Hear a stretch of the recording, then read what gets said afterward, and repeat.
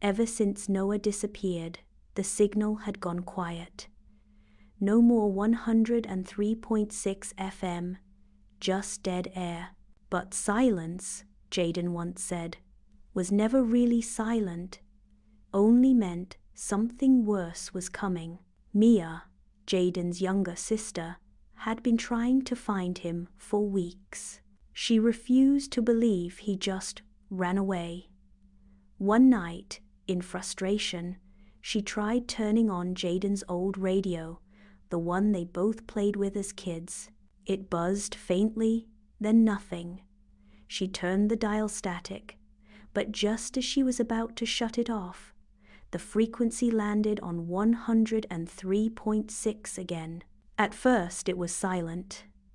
Then a low hum began, rhythmic, pulsing like a heartbeat. She leaned in closer.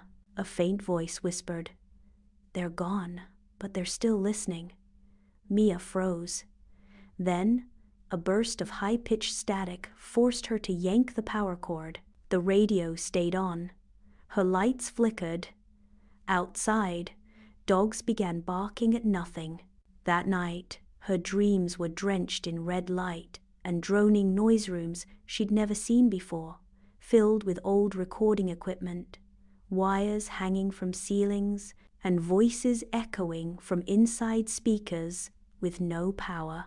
She saw Noah standing behind a glass wall, banging, screaming, but no sound came out. Then she saw Jaden sitting calmly in a chair, eyes empty, mouth slowly mouthing, "Run."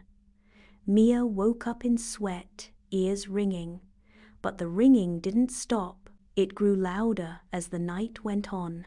Every electronic device in her room began to glitch, TVs turning on with static, her phone screen flickering black and white frames of unknown faces. She recorded everything. When she played it back, the audio was empty. Just dead air. She took the files to her friend Leo, who was into sound engineering. They enhanced the waveforms and discovered that embedded deep inside the static were layered voices, some screaming, some whispering in reverse. One repeated phrase stood out: "Signal broken, host required." That night, Mia's walls began to bleed, sound soft humming at first, then deep bass-like pulses shaking the room. Her ears started to bleed. She tried to leave, but her front door was sealed shut, jammed by an unseen force. The sound grew unbearable. She collapsed. Hours later, neighbors claimed to hear a blast of static so loud it shattered nearby windows. But when they entered her house, they found only silence, and Mia's radio still turned to 103.6, softly humming. On her laptop, a single file was left open untitled, 3:36 minutes long. It was a black screen, but when Leo played it, he saw Mia staring into the camera. Her mouth was open, but no words came out. At the very end of the video, her voice cracked through the silence for 1 second, whispering, "Don't let it choose you."